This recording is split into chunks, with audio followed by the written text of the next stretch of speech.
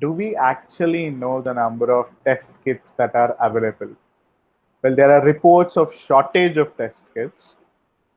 In the initial days, there were a lot of claims that we were only operating at 10% or 5% of ICMR's testing capacity, yet we would not test significantly. Even now, we are not testing enough. Maybe when you compare per capita of tests across the world, India is one of those countries which is testing low. Now, are these tests being done effectively in certain states like Kerala? Again, end of the day, it's a state subject. Health is a state subject. It depends on how states are reacting to it and are sending back samples to ICMR. But what is it? Where is it that India actually is in terms of how many tests we are doing, how many test kits we have? Are we running out of test kits? Should be worried about that? And why are there so much of discrepancies in samples being sent and test kits being available? I think the bottom line is just very simply, we are not testing enough. Now, there's a couple, like, why are we not testing enough? Is it because, and the conspiracy theory is it because we don't want to test because then our numbers will look bad? And, you know, it's a conspiracy theory, but I think in a country like India, we've seen this kind of approach play out, like this idea of let's cover up rather than, you know, shine a light on it. So, however, I think in this scenario, it's really a situation of us not, it's not that we're under testing because we don't want to. Maybe at some level we don't want to, at like some subliminal level, but we are under testing simply because we just don't have enough. So like just today, finally, these antibody kits have landed in the country, and the first batch of it is apparently gone to Gujarat. You know, and we'd been promised in various press conferences that I think these would come. I think today's the 17th. They were expected to come quite a few days earlier, but they've only just kind of landed in the country, you know, today. So we are not testing enough, I think, in large, because we're simply short. And this is a problem that every country in the world is facing right now. So, you know, there's definitely a responsibility. I will always put responsibility on the state, but we're also in a situation where, like, for example, even, you know, there are different components of this testing kit. So like one testing kit is actually comprised of many tests within them, and there are various parts of these tests, you know, like in the sense, what does a test look like? So there's like a primer, and there's a probe, and there's a reagent, and some of these things are all having to come from different places. So it's not an easy task for the government to be doing this, but whether they like it or not, like, this is what they signed up for, so they have got to figure this out. So so we're definitely low on testing kits. We're low on testing, and you know, I was speaking to a doctor today, and he was saying that you know, he would like to do testing within his own labs, and he applied for permission, but you know, they haven't been granted this permission to do testing in their own labs, so they're having to send it out to their designated labs. Now, so if we're testing slowly and if we're testing not enough, it's also because we don't really have the lab infrastructure. And this is even though the government has ramped it up from one. Initially, there was, you know, all of this testing. I don't even know how at that point the government thought that all of this testing could go via NIV, which is the National Institute of Virology, which is in Pune. But the thinking was that all of this would go through NIV. And now it's slowly been ramped up. A lot of public, of course, public sector labs, but also private sector labs. But what this doctor was telling me today, and he's from a private hospital in the south, he's saying that, you know, the turnover time for the results to come from these labs, even though the government has increased the number of labs, is still 2 days. And he's saying that's 1 day too many, because an ideal turnover time would be 1 day. So so many intersecting problems, really. We're definitely not testing enough. And there is just so many intersecting problems about why we're not, you know, testing enough. So in terms of contact tracing and testing the immediate next of kin or identifying hotspots, uh, we all know that contact tracing was being effectively carried at some level by Kerala, because we see numbers dropping. It doesn't matter what they have done there. It's just, again, in terms of numbers, there are no new patients. So it's clear that whatever they have done is right. On the other hand, if you see Maharashtra, especially Bombay, and you see Indore in Madhya Pradesh with its lack of a health department and a new regime change in the health, there's no health minister there. You see ballooning numbers for whatever they are, like whatever they are releasing itself is high. But then again, you have hotspots like the Nizamuddin instance, where Telangana in particular, like we Telangana helped identify that a lot of patients who visited Nizamuddin during the conference were the carriers of this virus, and which was one of the reasons why everybody was praised. Uh, they were tested effectively. But at the same time, what I see in terms of the media response to these instances, all three of them, or four, if I include Kerala, Bombay, and Maharashtra, and Indore in MP, and Nizamuddin in Delhi, you see a different kind of response or questions that the media has raised, and which kind of communalize this whole issue of saying that Muslims are the carriers of this virus in India, and you must be distancing themselves from the society. Essentially, do not trade with them, do not accept them anywhere near you. I won't say the media is saying that, but it's actually making other people say it by overstressing on the issue at some level. Why is it that none of the editor guilds, none of the professional media bodies responding to this? I mean, we had the entire Supreme Court case on this, on misinformation, and SC actually asking media to recheck with government before they report on anything. Even with that, it shouldn't be doing that in terms of freedom of press, but clearly none of these journalistic practices were ethical in nature for the press bodies to not react to it. What's happening there? That this has been extremely unfortunate, but also very convenient. I'm not shocked that we managed to find an anti-Muslim angle to this. And like there's some. If only we understood or we accepted some basic science. It's not like there's a racial or a genetic nature about Muslims that makes the propensity of their sort of disposition to carrying the virus more. And I mean, if that was the scientific reason, but there is no science to this. It's just that this is conveniently kind of fed into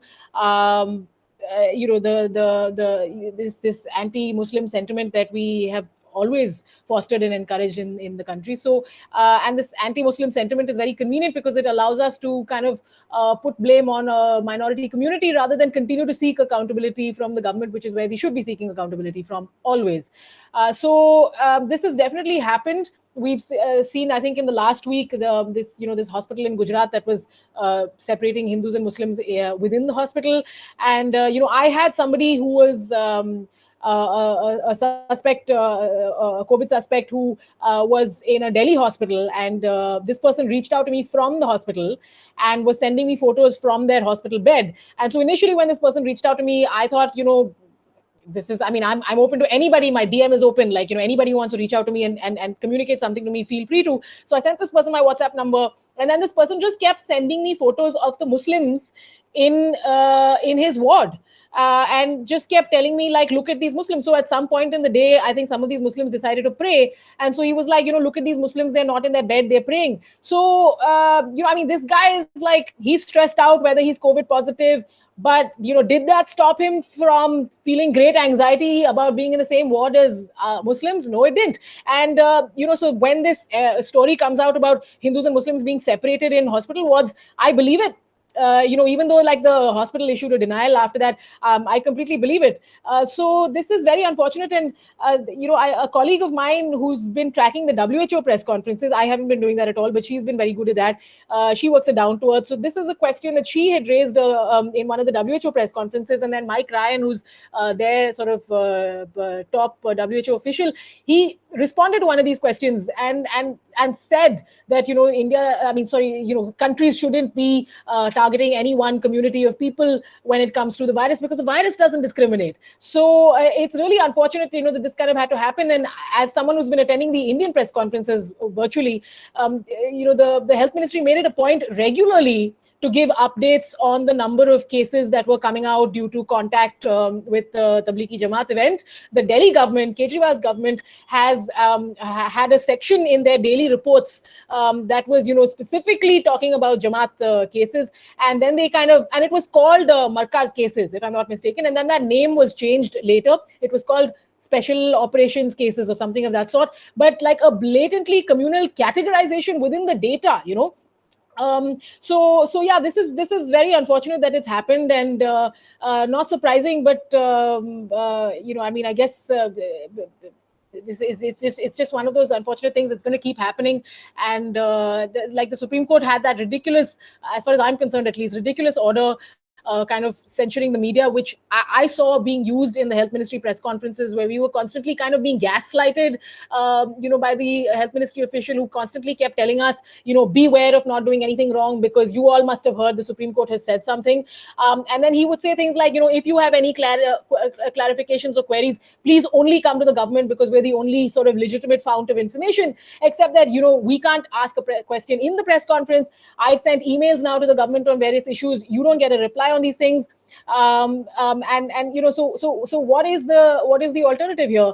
The alternative is, in the face of a government that is not interested in conversation or dialogue, the alternative is going to be misinformation, and that misinformation is going to be do everything from something innocuous to actually targeting people of a particular community. So very, very, very risky situation on COVID. Very dicey line. Actually, come back to personal information and pushing out that. But before we go there, in terms of, say, health infrastructure information, like, we were never telling people how much or how many test kits we actually have. Uh, we don't know the number of hospital beds that are available. I mean, there are announcements that they are trying to arrange more, they're trying to take over hospitals, all of it, or convert railway trains into hospital beds for quarantine. We do not know if the doctors, I mean, we actually know that the doctors are not being given enough protective equipment, the personal protective equipment, PPEs, masks, we do not know the number of ventilators or hydrochloroquine tablets that we have, especially when we're exporting to the US. At the same time, I see that the government's actually announcing the number of app installs of Arogya Setu. Like, clearly, they don't want to tell you exact numbers of the health infrastructure that they have and that they can handle this. You don't need to be worried. But you see a reverse, how do I put it? A reverse burden being put on the people, saying that don't worry, you give your information to us, we will take care of it, while we will not provide any information back to you. And clearly it's working. A majority section, I mean, a majority are being forced to actually install to. If you're a government official, you need to install the app. RWAs are doing that. Why do you think this information disparity is existing, that the health department doesn't answer any of our queries, doesn't provide any of the data, but we have to supply a lot of information back to the government? I guess it's needed because with all the reverse migration, the government really does not know where the population is. Again, like Kodali, you actually know this very well, and this is something that you deal with so often. So, I mean, you're asking me this question, but really you should answer it because you know this so well. But this is not this kind of asymmetry and this inequality where we're expected to give up so much information, but the government has no interest to be accountable. This is this is not a situation that is peculiar or playing out right now for the first time. This is just an abiding feature of how accountability in this democracy works. And myself as a journalist, yourself as a researcher, we know this very well because we're in this business where we're trying to get accountability out of the government, and so. This is this asymmetry is just going to continue, and some like for journalists like me, I think that we're right now we're very close to the fire, so we're trying to respond every day. We're trying to take in information every day and kind of process that and put that out quickly.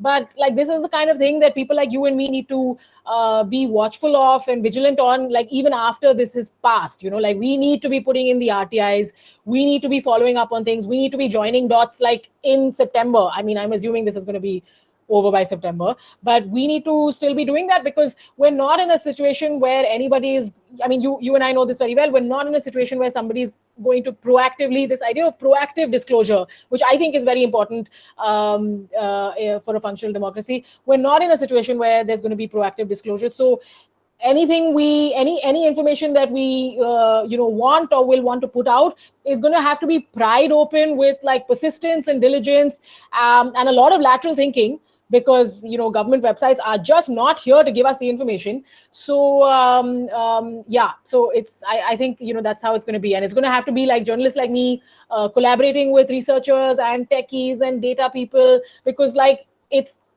like all kinds of skill sets that are required to like crack open or bring any transparency into this situation. Because you are hopeful that this will end by September. I mean, I wishful thinking. I would really like it to end by September. It may be a wishful thinking, or it may not be. I'm no qualms about the date. Yeah. But in terms of the ministry in itself, or the prime minister in itself, saying that, okay, you just give me 2 weeks, we'll solve this. Then you extend it, then you further extend it, and the way lockdowns were announced, everything in terms of how information was being sent back to people, whether it's journalists or whether to people of the country, has clearly created a lot of confusion. I mean, especially those turning your lights off, banging your metals, or like just making music for healthcare providers. Clearly, we are a lot on rhetoric. That's not going to help us anywhere. But don't you think, could it have been different, where the prime minister was actually giving some statistical updates, or reserve stocks of food, what they're doing every day? Anyway, he's not giving updates every day. I mean, friends in the US are complaining that Trump is talking 3 hours every day and they can't keep up with this bullshit.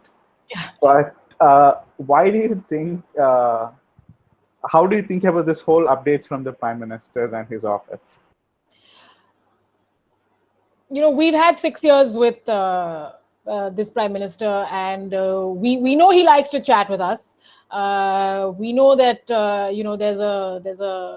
there's a fount from which a lot of Man Ki Baat comes. So there's a lot that he has to say, and he likes to tell it to us. He's got about 3 Twitter handles, I think about 2 or 3 websites, along with like he's everywhere, and he's really close to our hearts. So I think in the sense of a person, in the sense of a head of state who's got connection, proximity, this man has all of that. So I think this sort of banging of the plates and lighting of the candles thing, at some level it's ridiculous, and at some level it's not, because if for anybody who, let's say, does strategic studies, it's very important in any of these situations to appeal to the hearts and minds. Except that I think with what has happened now with this banging of the plates and lighting of the candles is that we've appealed to hearts and we've not appealed to minds, which, like I was saying earlier, in a country that's so sort of blatantly anti-science, it's and in a pandemic situation, it's really dangerous if we're not also appealing to their minds. So the Indian Prime Minister right now, he is so powerful that if he tells people to stand on their balconies and bash 2 plates together, they will do it, and they did it. I just wish that when you have 1.3 billion people around your finger like that, you will take that opportunity to also just say like one small thing. Hey guys, when you cough, make sure you cover your mouth with a handkerchief. Like, it would not have taken much out of that 30-minute address the first time he did it to have said that. But just kind of pass on like basic science. Don't go into the facts and the stats and the fundas, and like, don't give us anything that's too technical, but just tell people practical things like, why is social distancing important? Why is this lockdown happening? But just explain it to us in terms of what's really happening on the health front. And I just wish he'd use the opportunity to do that. And the last address that we had from the Prime Minister, which was I think on Tuesday, he began his address by saying, this has worked. Like, shabash everybody, this has worked and we're doing so well. Now, why at all would you, I mean, this is, I think Angela Merkel, when she spoke to she did an interview in Germany recently, and she said that this is the time to be cautious, and there's nothing wrong with being cautious. Let's not replace cautiousness with overconfidence. And that doesn't mean spreading panic. It just means kind of having a situation where there's enough information that people know so that we're making informed choices, and so that there's no sort of misinformation, and there's no complacency, there's no sense of false security or false positivity, and I think that's a he's had now 2 addresses to the nation, or 3 addresses to the nation since this COVID situation has been going on, and I didn't see him take the route of science and public health and any of these things. He spoke so much to our hearts. He didn't speak to our minds, and he didn't speak to this crisis situation. So that I think it's very important to speak to the hearts, but I think it's very. I think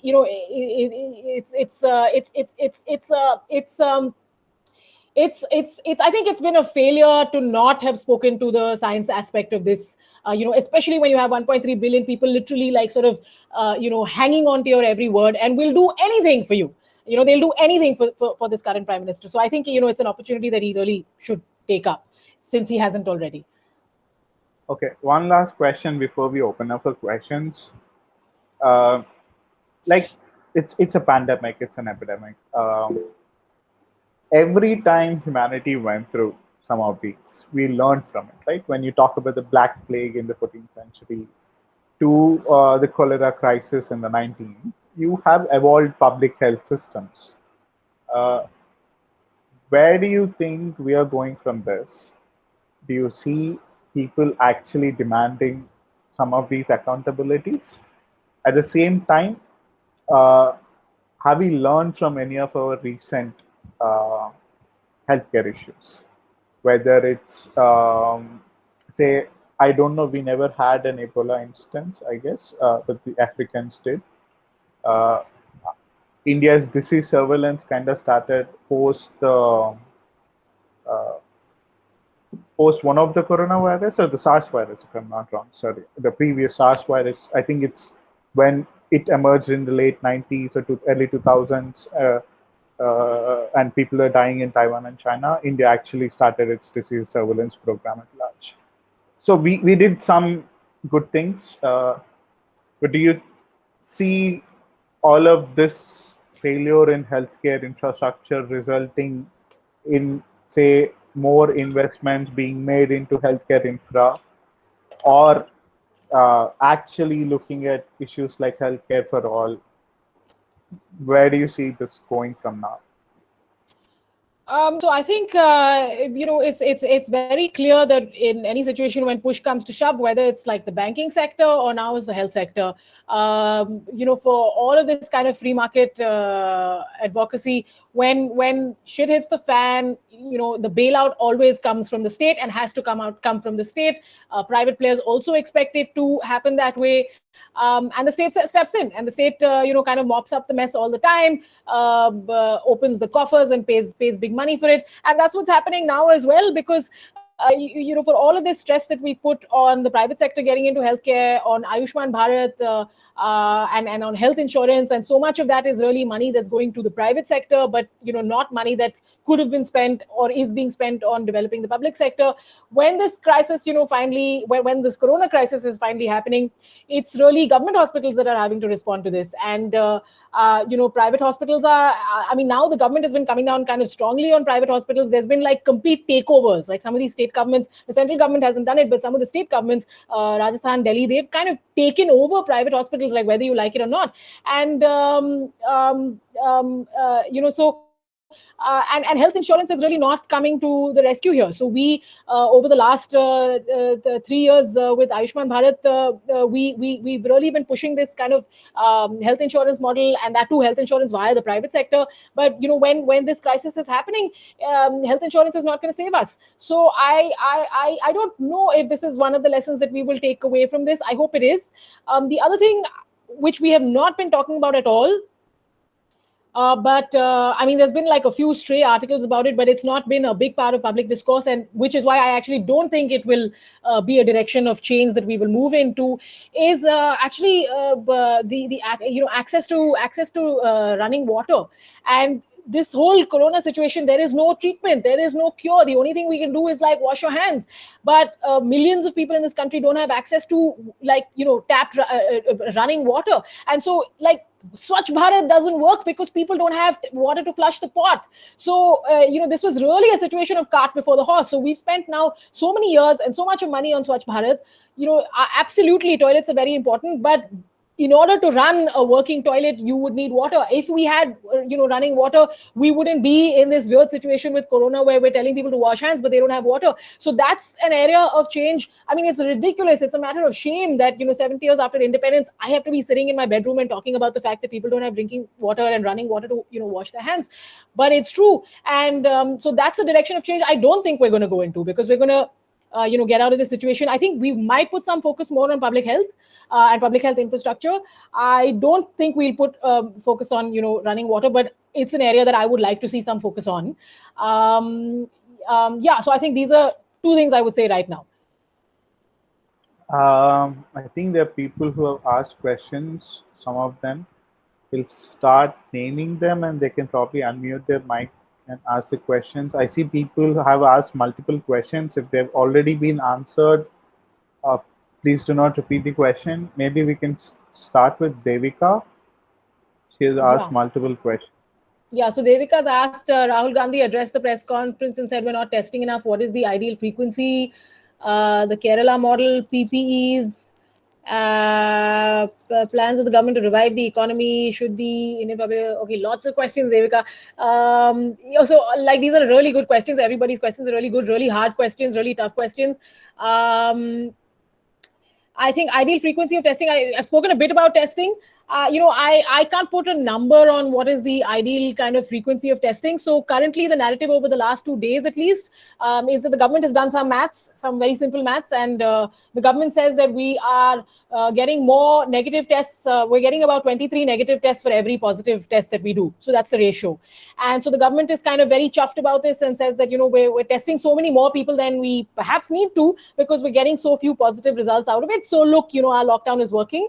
So that's the narrative that I'm now kind of tracking very closely. Like, what does that mean? Does that mean that we're actually probably testing all of the wrong people? Like, we've tested 23, well, not 23, but we've tested more people who perhaps shouldn't have been tested rather than the ones who should have been. And that's why we're only, throwing up so few positives.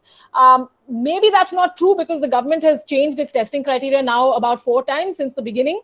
And the testing criteria has kind of broadened, but also got a lot more kind of focused at the same time. So I think we are kind of testing or at least in terms of the protocol, we're looking to test the right kind of people now. But I wouldn't put I just don't know how to put a number on this. There are a lot of people who are kind of banding around lots of figures. I think we should be testing more, testing generously. But like I said, there's a lot of like logistical and technical reasons why we just don't have the infrastructure to test. But whenever that happens, whenever we have enough material that we need for the testing, we should definitely be testing more generously. Like, that's as much as I can say about what the frequency should be.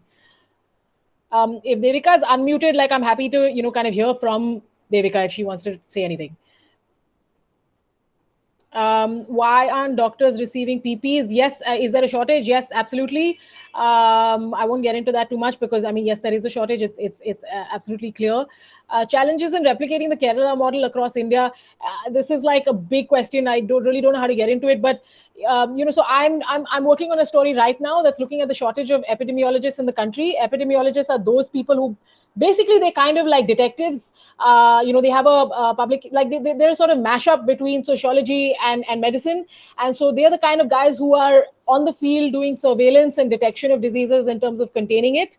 But also like they can quickly look at data and, come out with like various kinds of findings about what's happening in this area and why. So we currently have like this huge shortage of epidemiologists in the country, and the government is right now trying to hire epidemiologists across districts. So, but I was just talking to somebody, and we were looking at the data. Now, Kerala is not looking to hire those many epidemiologists, whereas a state like Bihar is trying to hire about 20 epidemiologists right now. Telangana is trying to hire 24 epidemiologists right now. Like this month, they're looking to hire. So, Kerala is just doing well because Kerala is just systemically and historically has, got things in place. So Kerala is not like, I would be shocked if Kerala was not doing well, So Kerala is doing well because just kind of sustained like decades of putting in place the infrastructure, which is why, I mean, what a marvelous state. Like, they've dealt with floods, they've dealt with Nipah, they've dealt with this. So, I mean, the problem, or rather the one kind of caution I would advise when we talk about Kerala in relation to the rest of the country is like, the same problem we encounter when we're talking about like Scandinavia in relation to India. Like, it's not comparable, so it's really difficult to talk about. In some ways, it's really difficult to be like, what is the Kerala model and why can't UP do it? UP just can't do it. Like, UP is so far behind on that curve that, UP is not going to be able to do it. Hi. So I would like to ask you that we have an Indian administrative services dedicated to look after the administrative services. Can we have an Indian public health services where like people are recruited for public health services so that we don't end up in such a situation in future?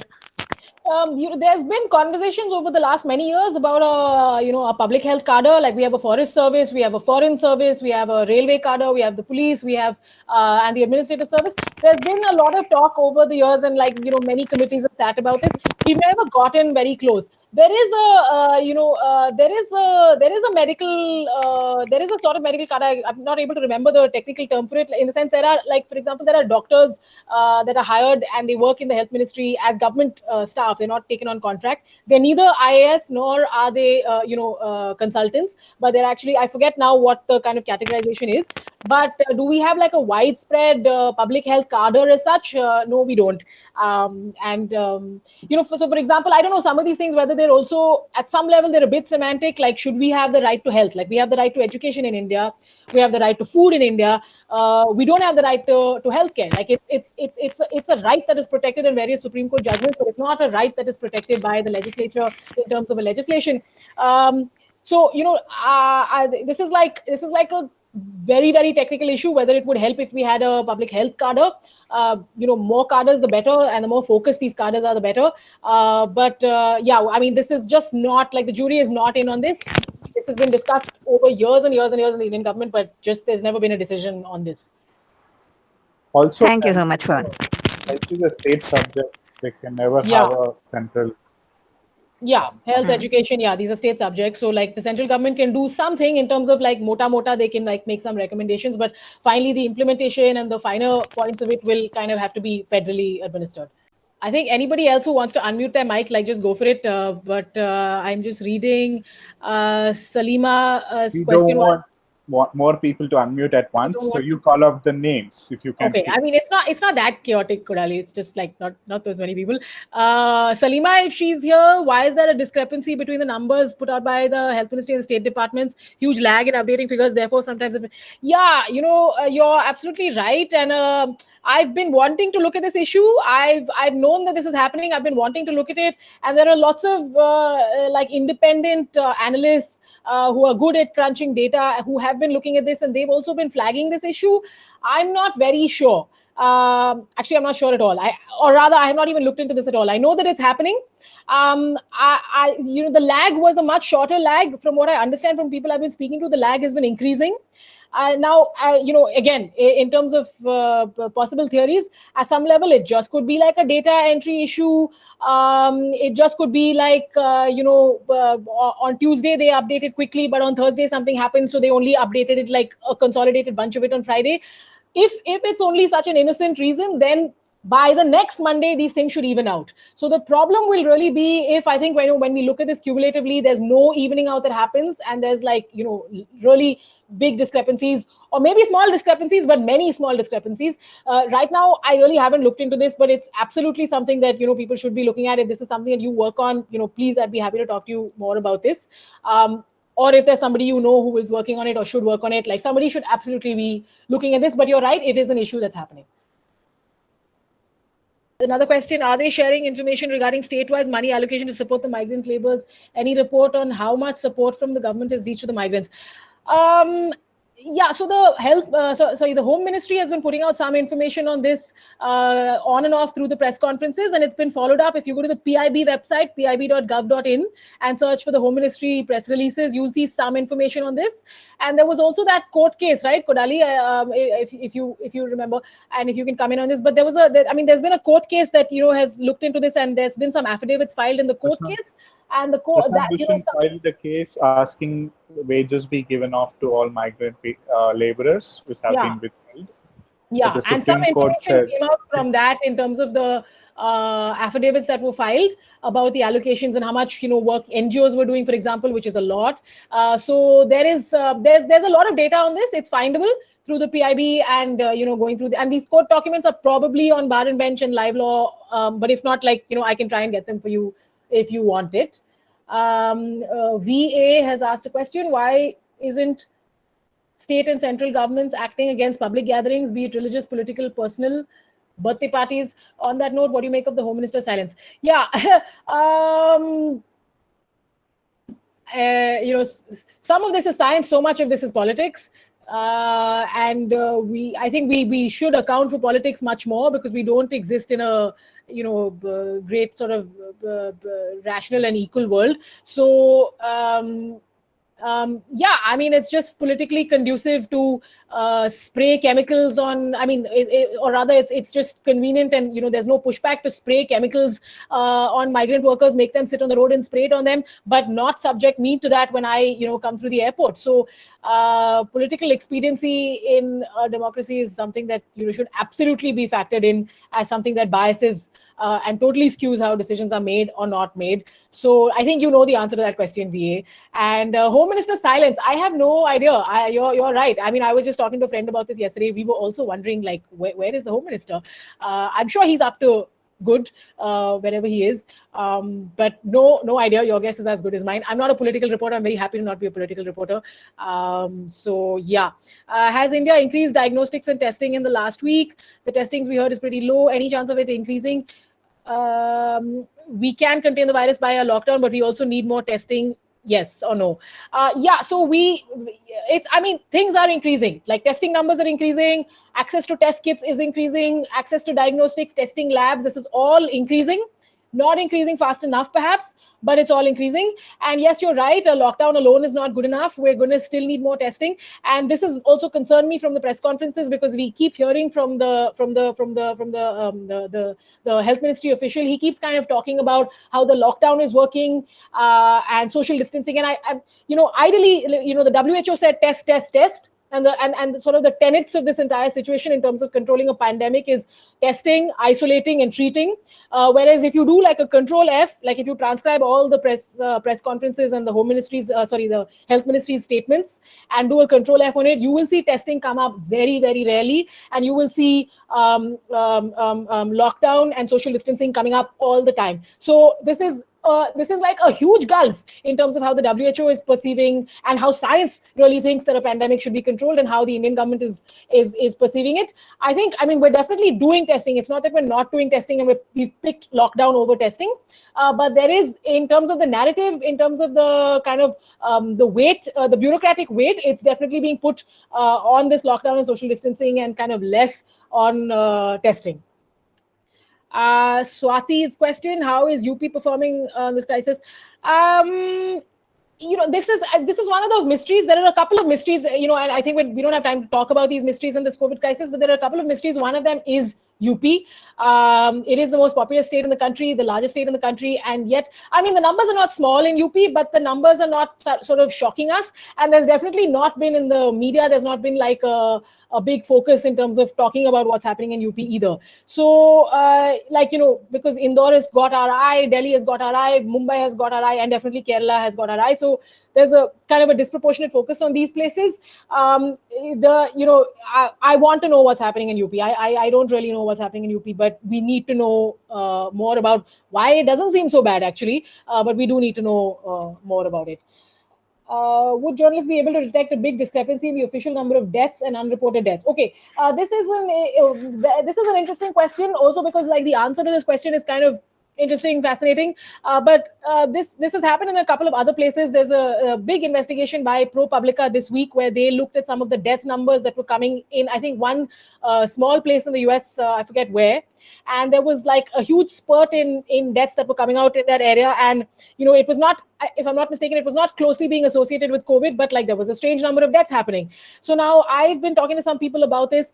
In India, there is birth and death data. There's an active legislation that kind of governs this, and birth and death registration data is very important in India. It's in fact something that is updated very soon. I mean, there's a lag of 14 days in which it's updated. That's the sort of necessary lag built into the system. But if you've died 14 days ago, that number has to be updated in a maximum number of 14 days. Somebody who I've been talking to says that they've been looking at this data and they're not seeing, kind of an exorbitant jump in this number as well. But, so like, for example, some people were telling me that I should be tracking crematoriums and I should be tracking like cemeteries to see if there's like a spurt in burials and cremations that are happening. I haven't been tracking them. I don't know how to go about tracking it. But like these are sort of indicators if there's a large number of deaths happening, which are not making sense. And, then should be kind of journalistically at least investigated to see if they are related to COVID in some way. What is your, I don't know if I should get through all of these questions because this has gone on for quite some time. Kodali, you take a call. What is your opinion on keeping a price for testing in private labs? 4,500 is the price that the government has fixed, but it is the upper limit. So in the sense, people are free to charge less than that or even charge free. Other players are free to come into the market and offer a product that charges less than that. 4,500 is just the upper limit. So in the sense, if we believe in competition and multiple players, the price should be kind of driven down, but that's not happening. Multiple players are not coming in. Now the situation is there's a lot of litigation that's going to the court. Not all of it is very wise or well-founded. So this litigation that opened in the court about the price of testing, the problem is, I don't really know what Supreme Court judges are reading and whether they kind of even keep up with general knowledge, but they kind of did this, and this is difficult because it's one thing for you to say that the private lab should charge for free, but private labs have also paid for primers, probes, reagents, and all of that. So those guys who are manufacturing those things are free to charge for it, but then the private lab has to buy all of it from them and do the testing and then charge it for free. So then maybe like the guys who manufacture the primers should give it for free, So there's like a whole downstream situation to consider as well.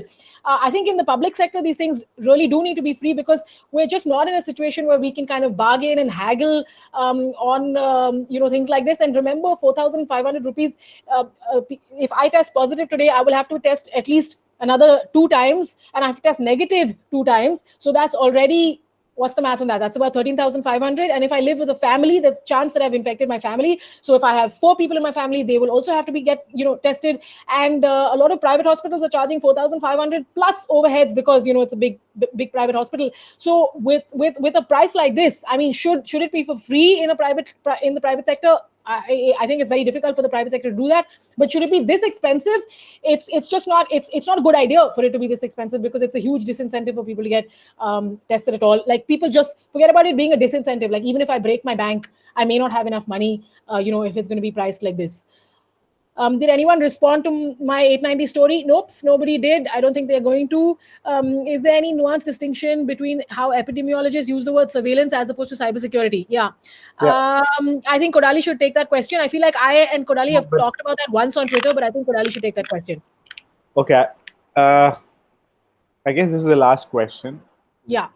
Health surveillance or disease surveillance as a term evolved in the 1950s when the US Chief Disease Center, the CDC back then, their chief epidemiologist, I forgot his name, actually made it a term during one of the speeches. It kind of spread, became normalized by the WHO in 60s. And the reason for this is simple. During an epidemic, you want to see how the disease spreads, and epidemiology as a science itself evolved after the cholera outbreak when Dr. John Snow solved the cholera crisis using statistics of how cholera was spreading, where which people contracted cholera in London, Soho, using a map. That was the start of usage of statistics in medicine and the start of epidemiology as a science in itself. John Snow is considered the father of epidemiology. So health surveillance in that sense is actually trying to understand how disease spreads through human contacts, through water, through air. What is the epidemiology of a disease? So health surveillance is to track a disease or disease surveillance, and it's not about tracking humans. While you do focus on human movement, but it is focused very much on a contact or a disease point of view. Where did you eat? What did you drink? Where did you go? While in comparison to political surveillance or a social form of surveillance, where the government's interested, or the political parties in power, people in power, are interested on what you're talking, whom you're talking to, and what you're talking to. Who is funding you, for example? What are you doing? Are you doing any activities against the state? It's more interested from a social order perspective and controlling the society, but it's not from helping you. On the other hand, health surveillance is actually to identify how you got a disease and to help you cure that disease. It's actually a legitimate interest, and which is why we all say this, like, the idea that surveillance has been become negative is because of the way it was shared to people by the media and the lack of nuances to it. But surveillance is not necessarily a negative term. The reason why I asked the question was not actually to know about the nuance between it. It was to know whether the nuance is being discussed among the press, largely because there are a lot of tech bros who interpret epidemiologists from CDC, kind of listening to how Fauci, and then there's on the other side, Jay Bhattacharya, who's a doctor from Stanford Med School, who's kind of finding discrepancies with the way Fauci is kind of interpreting how the disease is spreading and its fatality rate and all of that. And he kind of uses the word surveillance, and then very similar to the way how the census is different from NRC and other registers, he kind of uses the census as a way of talking about surveillance. For epidemiology. But now the annoying thing is those conversations generally get misappropriated by either the press or the tech bro culture for apps for contact tracing. And it becomes a justification for the other surveillance. That's what I was trying to get at. To answer you in a single line, it's that's what we got. That's what we got right now. There's nothing we can do about it. It will only change in future when we actually discuss surveillance as a country, which we are not going to because it's not an issue part of the privacy bills. On that note, I will stop it here. Thank you. Thank you, Anu, and thank you, Srinivas. Anu, thank you for being so candid and speaking for so long. You were very clear, and yeah, I hope a lot of people who have asked their questions on chat. I hope all the questions are answered, and if not, you can follow Anu and Srinivas on Twitter. They do talk about a lot of these things, and Srinivas, thank you for also answering the question on Arogya Setu. We hope to connect with both of you even post the lockdown. Thanks. Thank you so much. Thanks for having me. Thank you. It was a great talk. Okay. See you guys. Bye. Yeah. Bye.